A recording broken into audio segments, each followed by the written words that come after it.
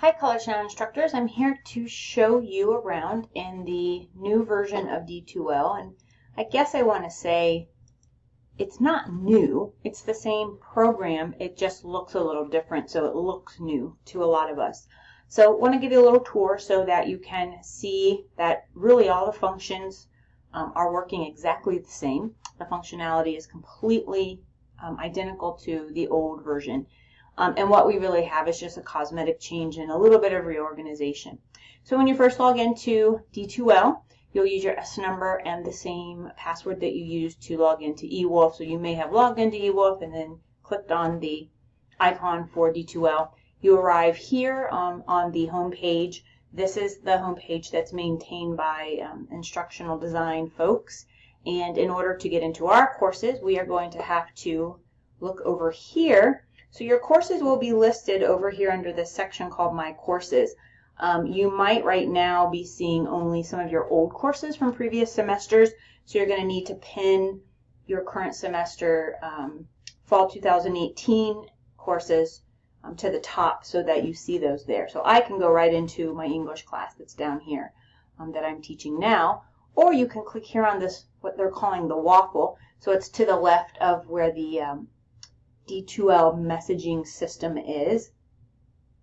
And so when you click on the waffle, it gives you a list of all the courses that you've taught in the past. And you can scroll down and find your Fall 2018 section or sections, and then click on the little pin. I'm not going to click on one right now because I have everything I need at the top. But if I click on that, it will make the system list your current courses at the top. You will have to go out and then go back in to see that that pin was activated. So you'll see that my stuff is pinned up there so I can find what I need very quickly. I'm going to take you into a live course to show you around. I'm teaching an English class this summer, so I'll just give you a little tour inside my English class, and I'm really just going to show you 3 tools that you must use as a College Now instructor, and then I'll remind you about the messaging system and also show you where the tools page is. You can turn tools on and turn tools off, and then I'll remind you about where you can get some tech support online without even having to come to campus.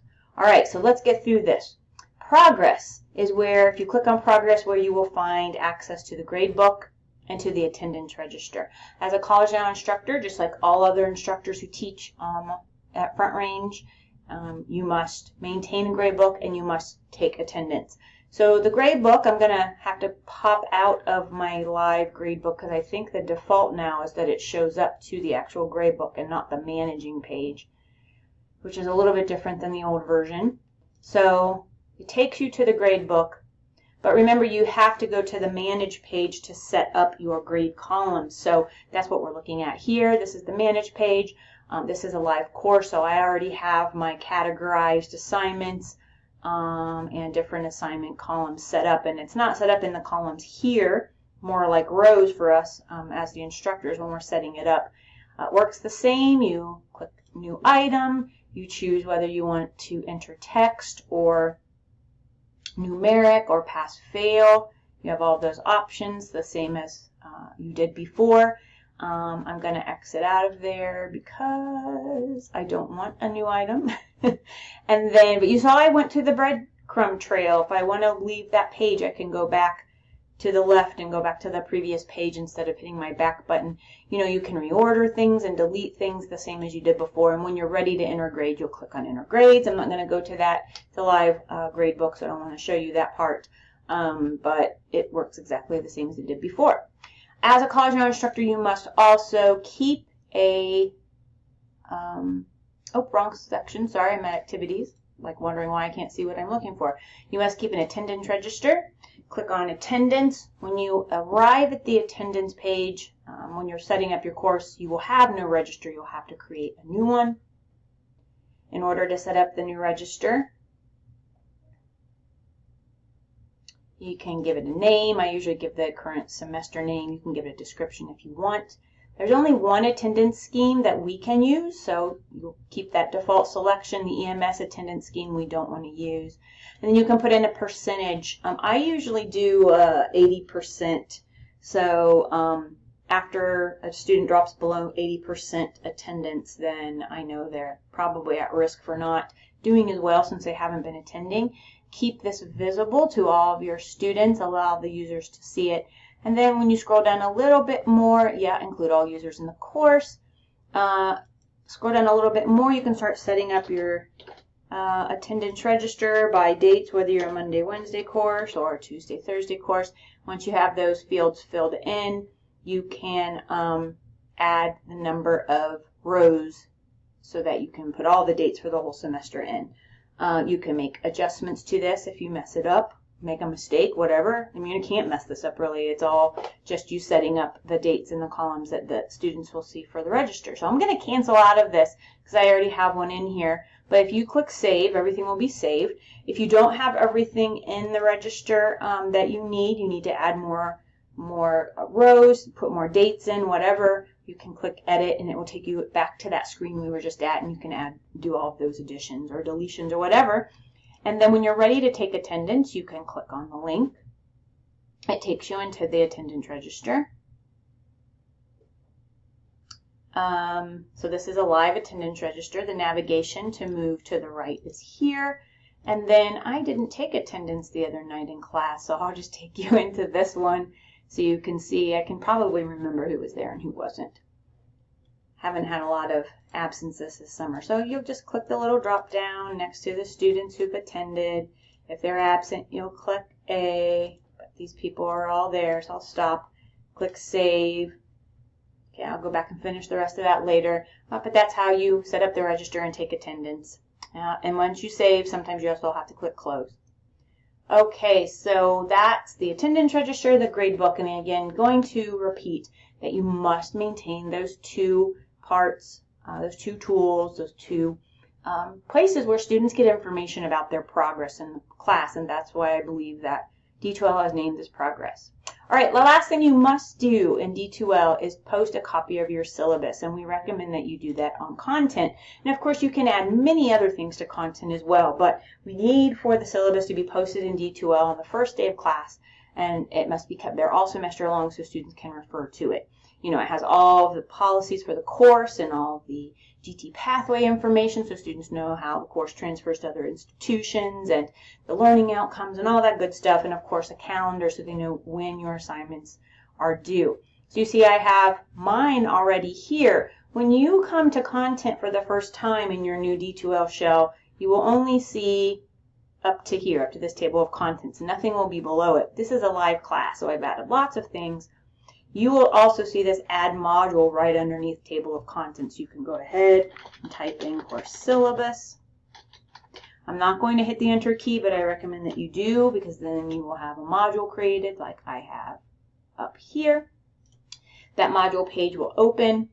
It will be blank at first because you have to then upload your file. So you guys see after you find where these things are in the new design in D2L, you find where everything is functioning exactly the same, upload your file, etc. Okay, and then you can add other links to, like the students' code of conduct and whatever other information, add and drop dates that you want to add. I will point out that this is a really nice feature now up here that students have access to all these Front Range resources as well, and there is a link for instructor resources. While I'm here, I'll go ahead and show you there's tech support for students and for instructors.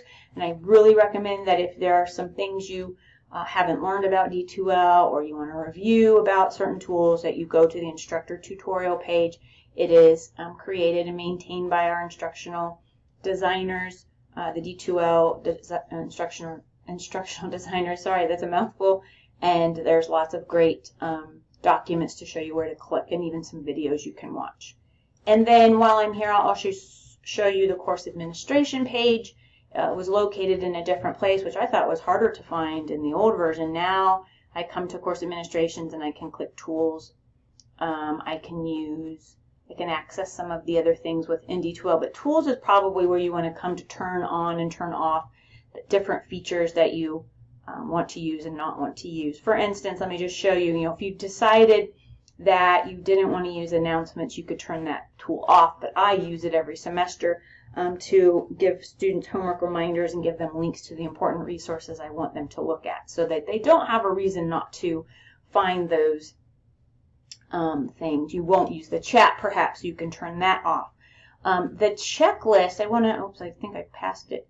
The checklist I want to recommend that you use. What it does is once a student clicks on something inside D2L, it puts a check mark next to it so that they know that they've seen it. And by default, that's turned off when you have a new course. So you might want to turn that on, as you see I have. And then if you want your class list to be visible, you'll also need to click next to class list. And you'll notice when you click on these little radio buttons that it turns it on, turns it off. And if it's turning a feature on, it bumps you back to the top of the page, so then you have to scroll back down. There's no OK button or anything that you need to click, because once you turn something on or off, it just gets turned on or off. All right, and the last thing I'll remind you about is the internal messaging system. So policy-wise, Front Range requires that students and instructors communicate via Front Range emails. So as an instructor, you should be using your Front Range instructor account, and students should not be using their high school district email account. They should be using the CCCS email they were assigned when they registered for your course. So they must use a Front Range approved email, and that's the CCCS, the system email that all community college students are assigned when they register for a course at Front Range. One other option they have, of course, is if you're using D2L with them, that they may use this internal messaging system, which I have accessed by clicking on the little envelope and then clicking on messaging system, and it brings me to this page. You already saw me do those two clicks. So, you might want to run through this with students because this messaging system is a little bit antiquated, if you want to know the truth, but it works. So what I show students is that they should go to the address book, because every student that's enrolled into a D2L section is in the address book. So it's easier if we kind of narrow down to our specific course. And in order to do that, we're going through the address book, which is taking a moment to open. Apologize. Okay, once you're here, you will click on System Contacts and then show students how they can scroll down to find your course. I mean, I have a lot of stuff. Yours might not look as cluttered as mine. So I'm going to select my summer course. It then pulls in just the class list for that course, and then they can email other students in the course, and then your email as the instructor of the course is listed down here as well. And I often copy this and paste it on my announcement page, and I also put it in the syllabus when I'm explaining the two different email systems they're allowed to use to communicate with me via email. So again, this address only works in the D2L system. It would not work from their CCCS student email account. Once selected, you have to go back to the top and click the little to button, or the CC or the BCC, however you're sending the email. And that field gets populated there. Then you must click Add Recipients.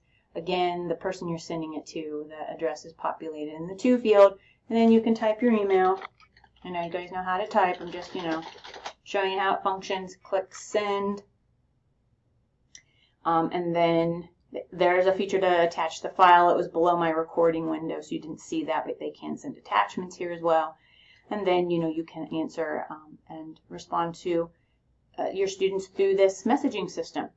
Alerts, new things in the system, things that you add and upload get added here. Other system updates are made there as well.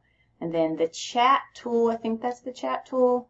Yeah, this thing is turned off right now, so it's not working. All right, I think that's all I need to show you in this new version, just newly laid out version of D2L. Again, all the functionality is the same.